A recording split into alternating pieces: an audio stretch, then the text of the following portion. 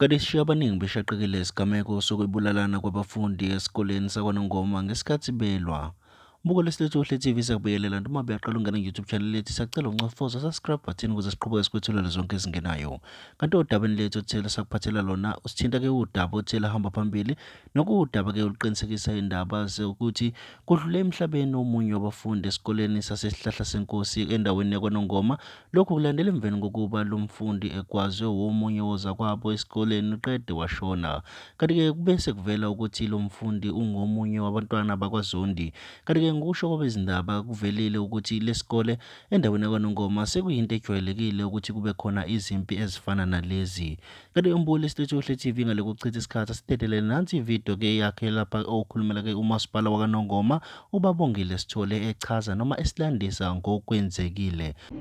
Sidlulisa okukhulu ukuphatheka kabi ngesimo esendleke esenzeke isihlahla senkosi high school ekuseni nje ngivuke ngombiko kukhansela Mbatha wakhansela wase-Ward 14 ukuthi esikoleni isihlahla senkosi kunempi ekhona phakathi kwengane esize yadlula nomphefumulo womfundi. Ngibese ngiphuthuma khona ngempela ngafika ngaqinisekisa ukuthi umfundi wabefundi bangaleshumi grade 12 umfana wakwaZondi babenokuxabana nomunye uzawabo eklasini wayesemhlaba njengomese enqabe kulodwa oshonele endleleni nje bese bemphuthumise eklinikhi. Sibe sibika isenzo ngoba into esiyitholayo ukuthi kube khona ingxabano ebekhona phakathi kwabafundi kodwa ebisuka emakhaya ngeweekend okube futhi yayisivuka esikoleni ngoba uthisha emthelile uthe umthomkhulu ukhumana uthe bekuyisikhathi nje kushintsha ama-period leso sikhashana nje bephuma olenye iclass beya olenye wabe sekwaziwe njalo umfundi ogcine ukuthi-ke ashone.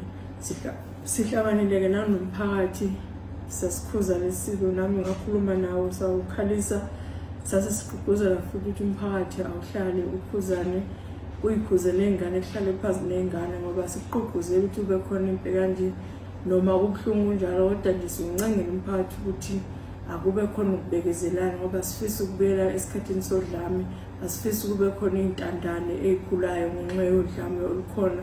Sicelile nje kakhulu umphakathi noma-ke nawo amaphoyisa siwafice-ke esaqhubeka nophenyo lwawo noma umezi wokubi singamficanga ngizweke ngandlebeni ukuthi ngathi naye ugcine ethinteka ephuthunyiswe esibhedlela ehambe ne-ambulance. Kodwa nje siyafisa ukuthi amaphoyisa nawo wenza umsebenzi wawo.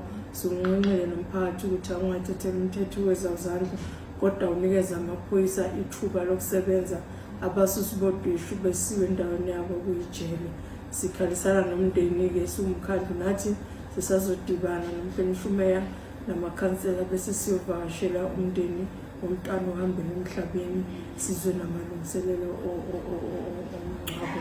Siyafisa kakhulu nje ukuthi abazali bebengcene iy'ngane zabo zehlise ulaka ngoba siyazi ukuthi baphazamisekile nje nabafundi sekufanele ukuthi ne-department yama-social work ikwazi ukusondela eduze iyobanika nje ukweluleka kwengqondo esikhathini nje samanje nama-exam aseseduzane.